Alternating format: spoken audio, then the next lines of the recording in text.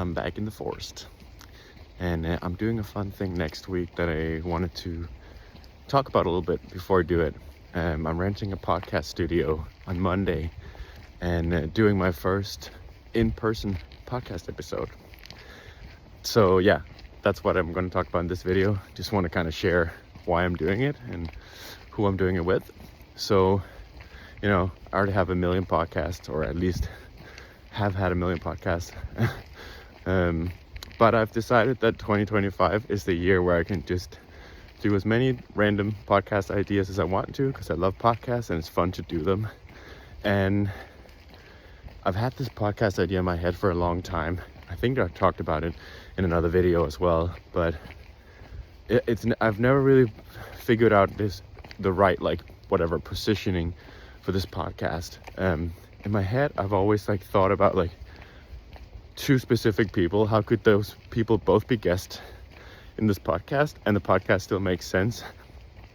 But then what I realized recently is I think the Venn diagram of topics in this podcast is just literally what I'm interested in, and then we'll see if other people are interested in it too. But at least there's precedence for me having an overlap with these things.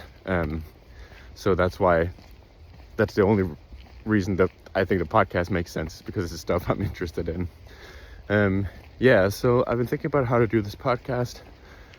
I kind of love the idea of doing at least some of the episodes in person, and that's just so intimidating, because there is just where do you record it, camera, light, audio, all this stuff. Just a lot to figure out. And I started researching what's required, if you want to build your own podcast studio, stuff like that. But then there's this podcast here in Denmark that I listen to that has really high production value, and I just realized that you could just rent out their studio, and they'll even put the video together for you with the camera angles and stuff like that. And it's not that expensive. It's $200 kind of situation, which is not too bad for 2 hours for just comparing that to even considering building your own studio. You could rent a studio like that a lot, many times before it's worth it to build your own studio. And then it's super flexible, and it's a great way to try out the format. So that's what I'm doing next week. I booked the studio, and my only plan is that I invited a guest that I wanted to talk to, and I'm gonna try to record an episode. And I kind of I've been feeling I need to have more of a plan for what's the name of the podcast. I don't even have a name for the podcast yet. And what's my plan for making it popular or whatever, the marketing plan, and what's the next episode gonna be like. But I've sort of told myself that I don't really need that. It's okay to just try this one time and rent the studio, record a podcast, and see how it goes. And then hopefully people like it, and if they do, maybe I'll just do it again. So that's literally my only plan for it. The goal is just for me to try before I buy, basically, and try to see if I like doing an in-person podcast with video and everything. So yeah, who is the guest? The guest is a guy called Nikolaj Astrup. He's someone I've looked up to for almost 20 years, which is kind of insane to think about. But yeah, back when I was in high school, when I was 16 or 17, I think it's around the first time that Nikolaj came on my radar, because I went to a high school it was a hippie school with people play. It was a music high school basically, and everyone was a hippie, and no one cared about entrepreneurship or anything like that, but I did. And there's this free magazine about young entrepreneurs. It was called Young Inc. that Nikolaj was one of the creators of. And I remember reading this magazine, and I thought it was really cool. And I just remember I followed Nikolaj online as well, and thought he was doing some really cool things.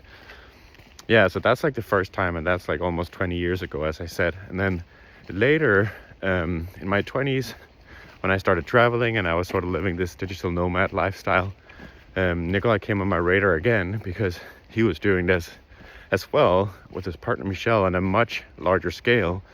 And he was running these like retreats and stuff for entrepreneurs where it would bring like 20 entrepreneurs to Spain and they would co-work, and he would do these like group travel things, go to like North Korea and all these crazy places. He lived in China, and I was following him online at the time. I'd never talked to him at this point and just thought what he was doing was really cool. And then I think the third time that I sort of came across him was around sort of COVID times when we moved to Denmark. Randomly, we ended up living like a few hundred meters from Nikolai and his family. And we also had started like talking more on Twitter and stuff. So we also began hanging out in person. And so I got to learn more about Nikolai and his family, and how him and his partner Michelle were parenting, and his thoughts around like unschooling, homeschooling. Their kids don't go to like daycare or whatever. They keep them at home, and at the same time they're traveling the world and starting companies. And yeah, they're just really cool people, and they do so many different things. One of their most recent projects is Traveling Village, where they together with like 20 families, they traveled for 4 months to I think 3 different places in Asia, and they're planning the 2 next traveling villages right now. Yeah, they have the coolest projects in the world. They're very cool people, and I'm just really excited to have rent this podcast studio and have a really good conversation with Nikolai about all these different things, about entrepreneurship, about traveling, about parenting, about business and finance. He's a very interesting guy, and I'm really excited to sort of create this content. And yeah, I hope a lot of you guys will want to check it out, and then hopefully if you like it, I'll do more of these kinds of podcasts. But for now, it's just an experiment, and Nikolai is the perfect guest, and I'm really excited about it, and really curious to see how this renting a podcast studio thing works, what the quality is going to be like, if I'm gonna feel like more of a pro compared to just sitting at home on Riverside. So yeah, I just wanted to share that because I'm really excited about it, and I think it's a kind of interesting thing. One thing I wanted to add maybe is like, in my head, this is also feels like a huge hack. Like, you can ask someone if they want to come out for coffee if you want to meet them, but you could also just rent a freaking podcast studio and ask if they want to come on your podcast and hang out for 2 hours and get to know them that way. That feels like a pretty big hack to me. Anyways, see you later.